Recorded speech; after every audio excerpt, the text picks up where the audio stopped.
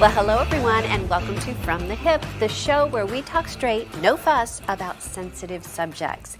Today we are going to talk about showbiz, about legacies, and what it takes to survive in the wake of the COVID pandemic. We have an incredible actress, Victoria Gordon, with us. For those of you not familiar with Victoria, she is an actress, singer, and, well, I'll tell you what, she is a creative spirit. She has taken all the things that she has learned growing up in a show business family and has made it her own. Victoria is a third-generation entertainer, and despite the pandemic, has turned her well-earned respect for the past into new creations for new audiences.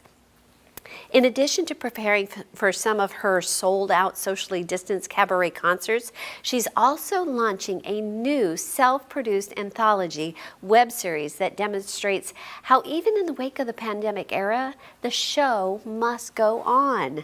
What drives Victoria progressively towards her dreams? I really want to know. Towards success, towards her legacy. You know what? In a moment, we will be back with Victoria and we will find out.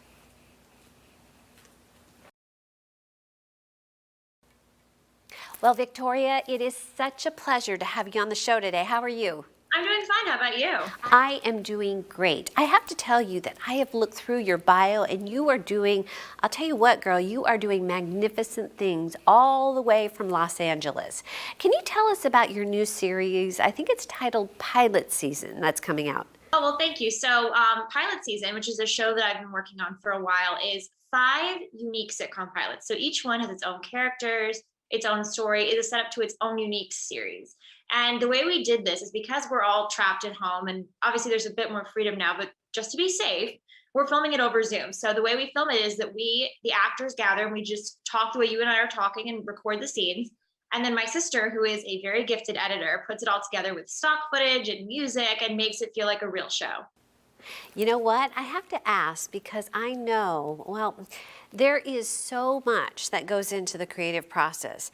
How were you originally inspired to create your pilot season? I mean, were you just taking a walk one day and all of a sudden, wow, I'm going to do this? Or was there something special that ignited that spark of creativity in you? Well, as someone who walks every single day, I probably did discover this idea on a walk. Me too, actually, yes. I love walking, and it's such a nice thing to do right now because I know that if I get outside a little bit, it's a place I'll go for the day. And it's not really going somewhere, but I think this came up over time as a realization. Today is the 1-year anniversary, actually, of the last time I really went out. A year ago today, I said, you know what, I better lay low for a few weeks. I had a show coming up, and obviously I laid low for more than a few weeks. But I realized at a certain point, look, we're not leaving. We're not going away so quickly. We're going to be here. So what can we do that's entertaining from home? Wow, you know what? I love that. And I know from reading everything about you that you believe that, well, in life, the show must go on, pandemic or not. And let me ask you, have you always been like that? Have you always had that spark of tenacity? I think so. I mean, I was the kind of kid who, when I was a child, I didn't fit in very well with the other kids, but I was always going to try. I mean, I remember every school year when the lists of classes would come out and who was in which class, I'd always look for new kids' names because I figured that's a way to make a new friend. So I have always had it in me that, if it doesn't work the first time, it's going to work next time. And, if this way doesn't work, that way is going to work. So I've always had that desire to make things work. That's wonderful. What is it about your newest project that really makes your heart sing? Are you helping people in some way, in your opinion? Okay, this might sound somewhat shallow, but I do appreciate, I get emails and messages from people who say, thanks for giving me something fun to watch tonight. Or, one person said, this is something to look forward to. Like, that may not be helping people in the most direct sense, especially when we're in the middle of literally a global pandemic. But I think giving people something that is just entertaining and doesn't require them to think much and gives them a chance to enjoy themselves for a little bit is a service. And that's how I can serve people, by using my talents. I'm always, of course, looking for other ways to serve, but this is how I can use my talents to help other people. And with your entertainment history, what strikes me as admirable about you is that you are creating a legacy for yourself that, in my opinion, definitely is providing a service for the community. What does the word, and I want to ask you this, what does the word legacy mean to you? Do you think that this project is a legacy for you? I would like to believe so. I'd like to believe, like my mom was telling me the other night, and I mean, she's my mom, but at the same time, she said someday when I'm sitting with my grandchildren, she doesn't have any yet, and there's no rush on my end, but when she's sitting with her grandchildren and talking about the pandemic, she's going to remember doing all these shows. And some of the better memories that she'll have will be the time we spent together working on these shows, working on other projects we did at home. So I think there is a legacy there, and there is something to be said for, wow, you know, Grandma Victoria or Mom Victoria or Aunt Victoria, or even that friend of ours, Victoria, did this thing that was so entertaining and gave people something exciting to do. Now, my great uncle was very similar. During the Great Depression, he started an orchestra, and that was something that gave people something to do, and it gave the people involved purpose, and it gave people hope when they went to listen to musicians. So I just think that's actually not just my legacy, but my family's legacy. Yeah, you know what? Absolutely. You know, it's interesting, and I want to get your take on this. When I have talked to people in the past about legacies, you almost get like this hesitation, almost like a deer in the headlights type of look, right? I mean, have you ever seen that? Almost like there's a fear there. Do you think that some of people that are out there are fearful of the word legacy? Maybe there's so much pressure associated with the word. What do you think? Well, legacy is one of those words like Lifetime Achievement Award. It doesn't usually feel like the beginning of something, or like things can still happen. It feels like a, you know, thank you for your service, now sit in your corner kind of award. Right. So I think there's definitely a sense of, why are we already talking about my legacy? Like I haven't done anything yet. I'm so new at this. But I also think legacy is a very heavy word, like you're saying. And I think that people want to make sure that when they talk about their legacy or consider what their legacy might be, they're not just, it's not empty. It has a lot to it, and it has the gravity necessary to give them a truly meaningful impact. Wow, yeah, that makes a lot of sense. And interestingly, you are, and correct me if I'm wrong, but you're a third generation entertainer in your family. Am I right in saying that? You're correct. That's amazing. That's amazing. Now, that comes with a lot of pluses, but there has to be pressure that comes along with that. I think the real pressure comes from people assuming what that means in terms of how I'm able to do what I do, when their assumptions are often wrong. Now, I mean, if my grandparents, my grandfather, my father, who's not my grandparent, people in my family who've been in entertainment have had incredible jobs, and they've done wonderful things and worked with amazing people. But at the same time, they were not A-listers. They were really people that you don't think of when you think of entertainment, but who had huge responsibilities that made things what they were. So people assume, oh, you have family in the business. Obviously, you have like a million legs up. Now, first off, my last name is Gordon. People don't, it's not like my last name is extremely unique and obviously associated with a celebrity. So people are not like, oh, Gordon, I gotta call Gordon in. Like, Gordon could be any number of people. And also, to be honest with you, while I've had some advantages, of course, by having my family in entertainment, it hasn't cleared every hurdle the way people assume it would. So I think the assumptions that come with that are really challenging, but at the same time, I'm grateful for the experiences that I had because of it, and the things that I learned from my family because they were involved first. So, hurdles. You just mentioned hurdles, right? And we all, oh my gosh, we all have different hurdles. Even throughout the day, we have hurdles, right? So with regards to what you do and the new web series that you have coming out, what are some hurdles that you can share with us that you have personally overcome? I'll be very honest. I am a very small team. I work with my family. They've been very supportive, but I had to go through and negotiate all of the actors' contracts. And we had 43 actors playing 60 roles. So that was a lot. I had to go through and do all the casting. I had to do all the pre-production work. I had to basically, and I'm not trying to overinflate what I did, I put pen to paper, I guess proverbially, I put text on a blank screen. And while I've gotten support, nothing happened unless I did it. Even the jobs that I didn't do myself didn't get done unless I found someone to do them. So it was quite a lot of hurdles. I'm not a negotiator. I mean, maybe I can negotiate like for a necklace in a store, but I'm not a negotiator when it comes to Hollywood. So I had to become one. And I'm not a casting director. I'm not any number of things. But instead of focusing on what I wasn't able to do, I just jumped in and did it. And it's only now in hindsight that I realized, wow, I did a lot. Like that was a lot of work. So really, they were hurdles. I'm not going to deny it. They were challenging. But rather than focus on that in the moment, I was just focused on getting the job done. And I'm grateful I took that approach, because if I hadn't, I think I would have been a lot more stressed. Oh, you know what? I can only imagine, only imagine. Did you, and for me, it's interesting because even with the studio and the production company that I have here, early on when I was developing my creative vision, there was a corporate lawyer that I had employed just to, well, he was just giving me some feedback on the business plan and, you know, that type of thing. And one of the things that he said to me, he looked me, I will never forget this, he looked me straight in the eye and he says, I want you to promise me one thing. And I says, well, you know what? What do you want me to promise you? He says, well, I want you to promise me that you will never, ever, ever give up. And I still remember that to this day. It was so impactful. So is there anybody in your personal life, in your family, or even your friends that have been, well, a motivation for you? Yes, but I don't know that it's one specific person. I mean, I have to give my parents a lot of credit because they're endlessly supportive. And a lot of parents would not be supportive of a child with creative ambitions, but mine are, which is wonderful. And my sister, who edits things for me and is a huge part of my process, I'm so grateful to her. But honestly, it's knowing that people appreciate having something to entertain them. And I mean, I've always done shows and all that, but especially during this pandemic, I've realized that it means something to people. And at one point, I said something like, if I stopped doing shows, like if I took a break, people wouldn't notice. And I needed a break because I had done like 10 shows in 15 weeks or something. Like I needed a break because I was doing them from home and they were all different shows. And people noticed and they contacted me and they said, hey, we really miss your shows. Or like, I remember I was doing shows every Sunday. Someone said, my Sunday feels really incomplete without your show. So that knowledge that people were actually impacted and that me doing something made a difference was a huge push to keep going, and remains one because people do notice when I'm not there. And as much as that's shocking to me, it's the truth. It's wonderful too. It's got to make you feel like, well, like you are making a difference. You're making a positive difference in the lives of others, and I find that commendable.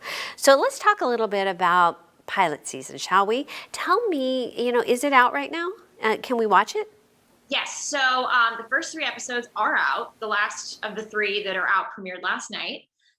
There are 2 more coming, one on February 16th, one on February 23rd. But what's great is since they premiere on YouTube, after they premiere, they live on YouTube as long as YouTube will let them, which I'm assuming is indefinite, but who really knows? So they are available on YouTube and they have so far been really well received. We've gotten a lot of positive feedback. And what I like is there's something for everyone. I don't think everyone's going to watch every show and think, oh, I love this show. I think some people will watch some and say, not really my kind of deal. And some people will watch some of them and say, oh my God, this is exactly what I'm watching for. So there's a little something for everyone. And while I would love it if people watched all 5, I would also understand if people picked and chose based on the descriptions that sounded good to them. That's great. You know what? That's fantastic. So I guess that was leading into my next question. I was going to ask you, what is pilot season for? I mean, what demographics are you targeting? Who is it for? Well, each episode's a little different. So the first one that we had was called Behind the Times, which is a multi-camera family sitcom, but it's a satire. So it's like a joke on the classic family sitcom. So I think that one really speaks to people who have a bit of a nostalgic kick or who grew up on classic family sitcoms. That's that group. Then we have Underachievers, which is about 2 teenage girls who get kicked out of high school and what they do next. And that one has more of a like teen young adult demographic. It's definitely a very female oriented show. I think there are like 3 male characters in the whole show. And it's kind of a girl power kind of thing, but definitely targeted at younger women. Then last night we debuted Sunny, which is about a young girl whose parents are researchers who drag her along on their 18-month placement in Antarctica. So that has a little bit of a more mixed audience. That could be people who like science, people who are interested in Antarctica, people who like workplace sitcoms. It could be younger girls because Sunny is a teenager.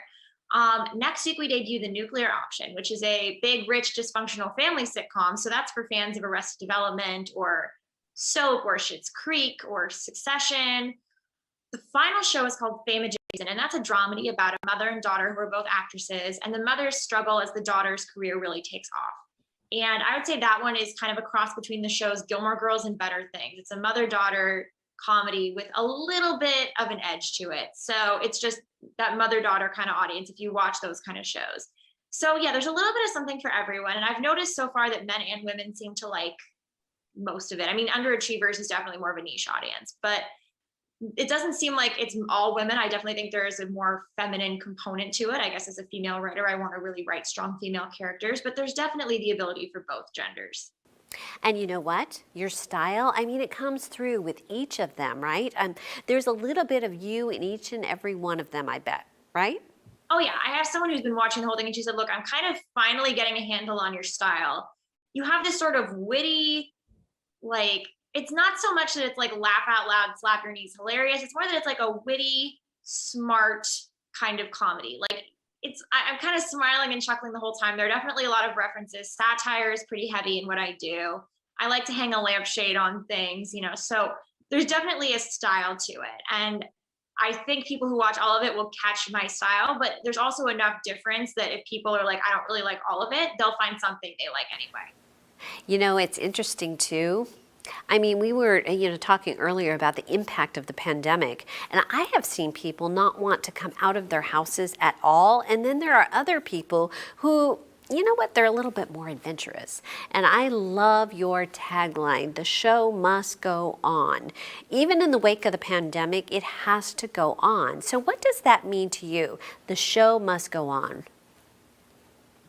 Look, I will be honest, I'm one of those people who really doesn't go anywhere. I can count on one hand the number of places I've been. And that's kind of unusual for someone my age, but I've been really, really careful because I have some high risk people in my family. And I have my godson who's 16 months old, and I don't want to, put him at any risk. And it's been really hard. I'm not going to lie. But at the same time, just because, in fact, maybe because we're not going anywhere, we're not doing what we're doing, we still need to be entertained. And yes, there are like millions of hours of content on Netflix and Hulu. And don't get me wrong, I've done plenty of that too.